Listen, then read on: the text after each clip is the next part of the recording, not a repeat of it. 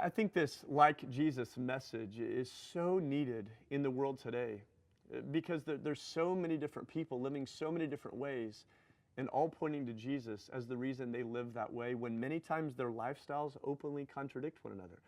And we can't just living this way and pretending as if, well, Jesus, he's kind of like that and he's kind of like this and he lives like me and he lives like you. And there's a real Jesus. And none of us are going to perfect imitating Jesus. None of us are ever going to fully become like Jesus. But we are called to become like Jesus. We are called to follow Jesus. We are called to imitate and emulate Jesus. And so really the call of this whole book, like Jesus, is to, instead of just continuing to depend on or maybe rely upon versions of Jesus that have been handed down from one generation to another, or maybe it was a version of Jesus that was taught to you by a well-intended Sunday school teacher but just doesn't really line up with the Jesus of the Bible.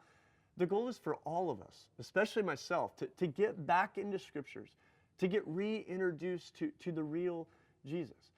And here's the deal about this idea of imitating Jesus. It's not a mechanical imitation where we see, well, Jesus would do this, so I'm going to do this, or Jesus would do that, so I'm going to do that, so I can be like Jesus, monkey see, monkey do. That's not what we're called into.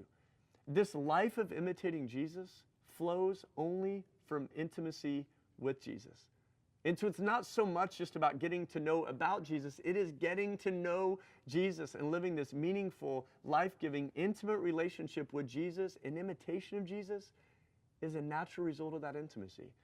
And so when we see so many examples in this spiritual landscape of people that live in ways that doesn't even remotely match up with Jesus, it's an indication there's just a lack of intimacy with Jesus. And so my challenge for you is the same challenge I'm trying to take on a daily basis. Just get back into relationship with Jesus.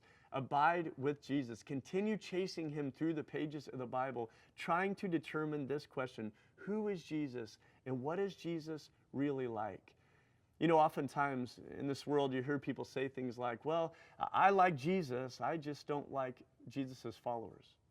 And you know why people say that they like Jesus but they don't like Jesus' followers? Is because many times as his followers, we're not like Jesus. You know, the people of this world should respond to us the same way they used to respond to Jesus. There was a lot of people. They didn't want anything to do with Jesus. Some of them would chastise Jesus. Some of them abused Jesus. They even killed Jesus. But there was a lot of people, common people.